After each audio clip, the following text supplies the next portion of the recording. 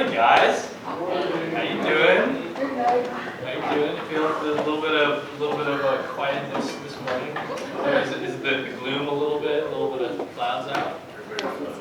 Everybody was up late. Well, actually, that's funny. It's a good solstice weekend, right? So we had people going out and running, walking.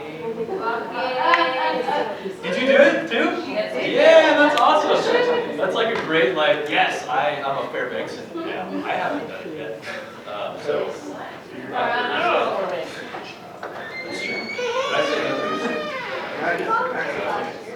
I did volunteer last year. That's right.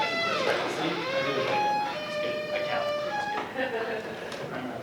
Well, hopefully you guys are having a good solstice weekend. We had a good marriage enrichment night last night. I think it was a lot of fun. Yeah, got a lot out of it. I learned some things. So it was good for me to think through some things. So it's good fodder for some good conversation.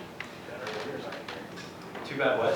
Too bad our winners aren't here. Oh yeah, I know. Yeah, the winners didn't make it. Don't worry, we're right here. So I just realized you guys never found your instruction booklet. We won it. Wow. Did you find the clue that led you to your? Or you just We said it was under a sofa or something. Yeah. It's like I kind of felt under the sofa, but I'm not gonna go crawl around.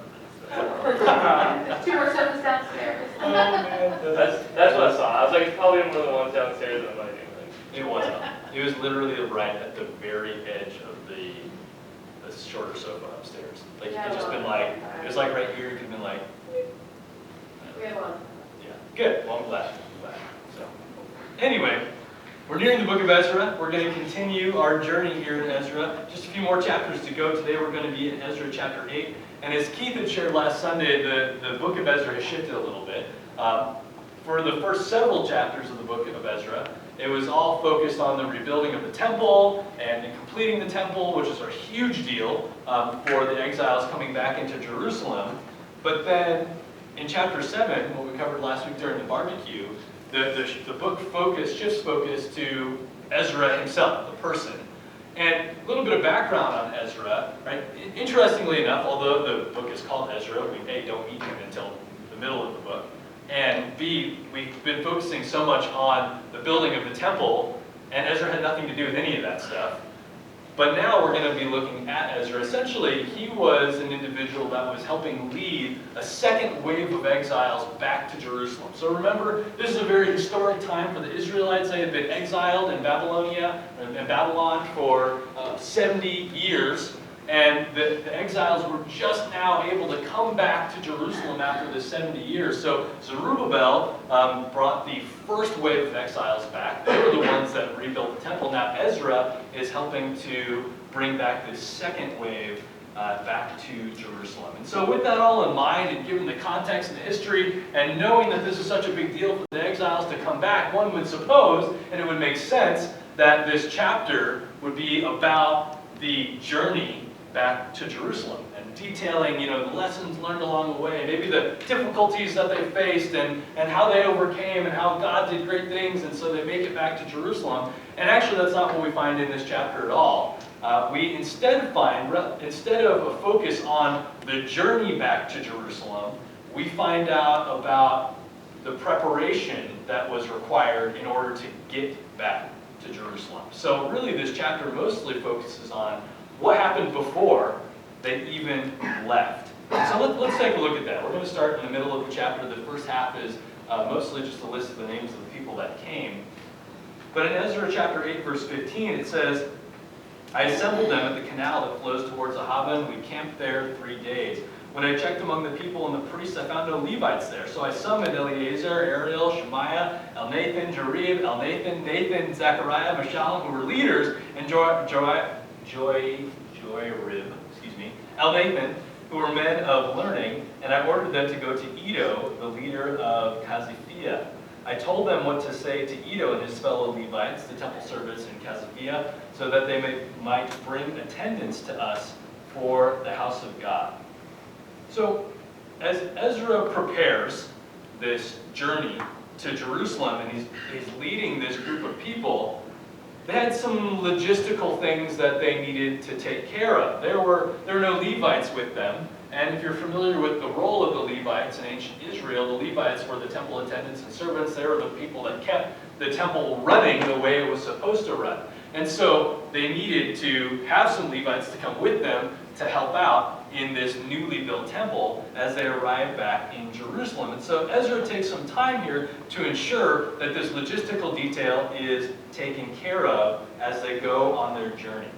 And so I want you to, for the purposes of this time together, I want you to be thinking about your journey.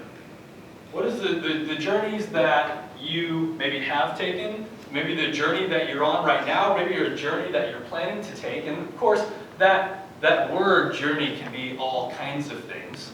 It can be a brand new big shift in your life type journey, right? Getting ready to get married, having just gotten married, maybe a career change. You know, there's these big types of journeys. Maybe there's maybe a shorter term journey of just going on some sort of trip, or you have some sort of plan to do something a little bit different for a short term, right? Or maybe there's even just the very minute journey of tomorrow, or journey of this week, or journey of the rest of today.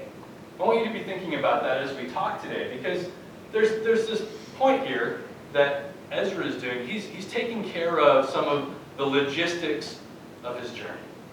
And of course, whenever we're planning a trip or we're planning some kind of shift in our lives, there's logistics.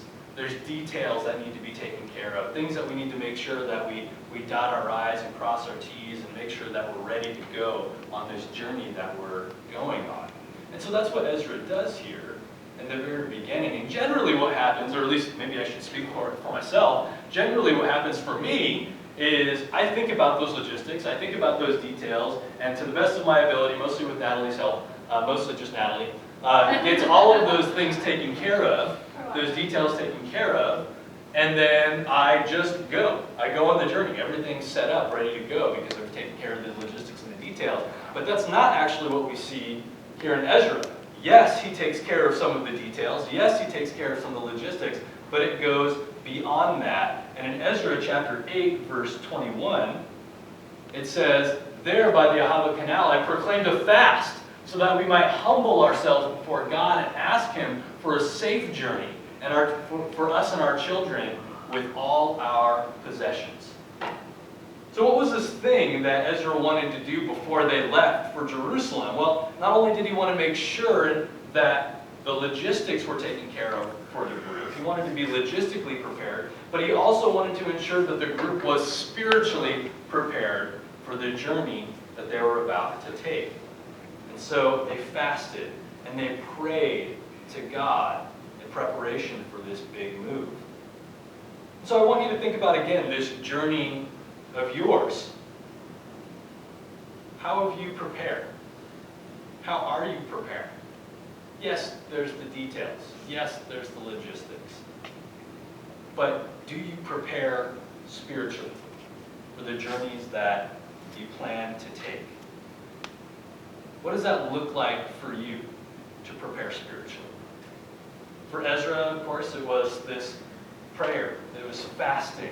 It was humbling himself, humbling themselves before God. What about you?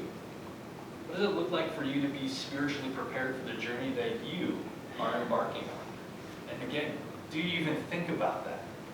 Do you even take the time to prepare that way? When we do prepare, we do well with this, it really does totally change our outlook on the way that we go about our journey, doesn't it?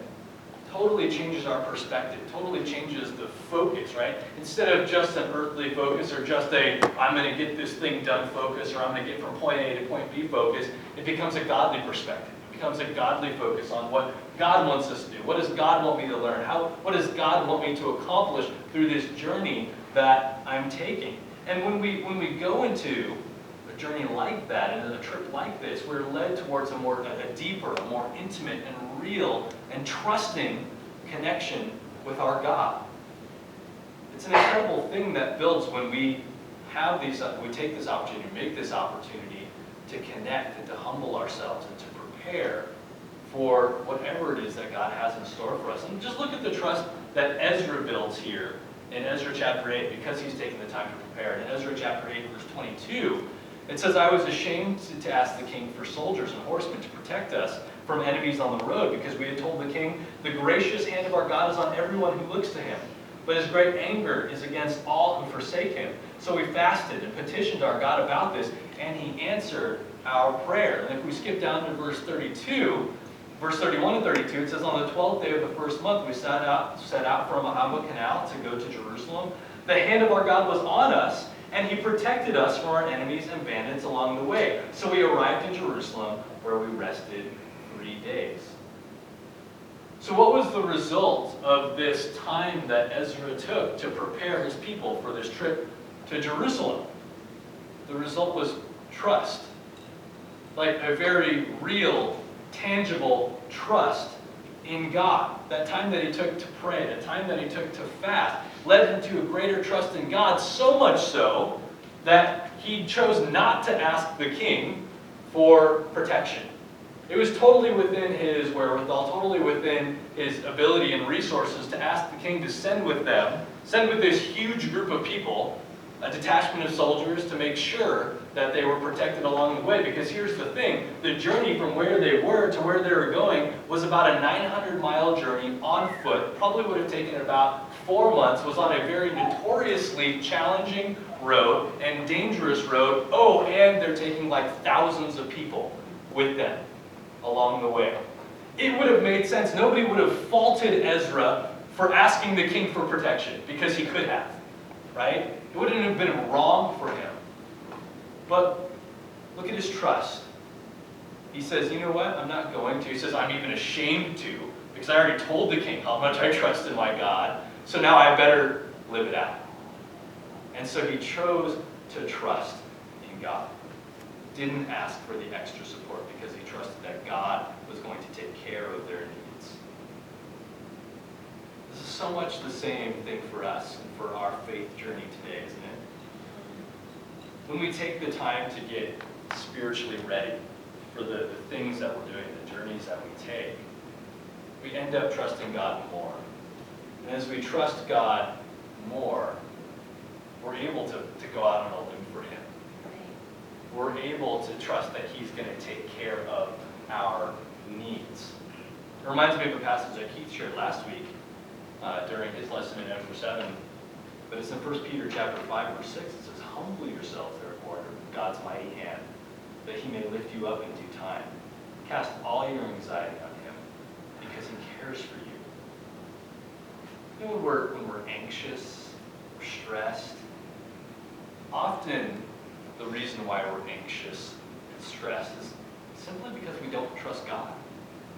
We don't trust God to take care of our needs. How do you do with casting all of your anxiety on God? When you think about these journeys that you face, the things that you're going, the trips that you're taking, or whatever it is, how do you do with the anxiety and the stress that comes from that? How do you do with casting that on God? And how do you do with realizing, like really realizing, that God's going to do his part when we've done ours? Too much, I think, we say, well, I'm going to do my part, and then I'm going to do more of my part, and then I'm going to do everybody else's part, and then I'm going to do God's part too. Because we just don't trust that God's going to do what he's going to do. Right. We don't trust that God's going to do what he says he's going to do. But once again, that trust, it's the result of taking the time to prepare. It's the result of taking that time to be ready, to truly focus on God before we start our next journey. So prayer, fasting, getting into the Word, seeking advice from spiritual people, they're all great ways to get prepared. And there's lots more. And hopefully that's some of the discussion that we can have today, is thinking about what does it look like for you to prepare for your journeys and to go in that relationship with God for you in your life. So this week, my encouragement to you is to, one, identify what that journey is for you. Whether it's a journey that you're already on or a journey that you're about to take. What is that for you? And then I want you to spend some time thinking and discussing about what is it going to take for you, not just to logistically prepare, but to spiritually prepare for that journey. And as you do that, watch how your trust in God will grow. And watch how that trust in God allows you to do even greater things for him. Amen?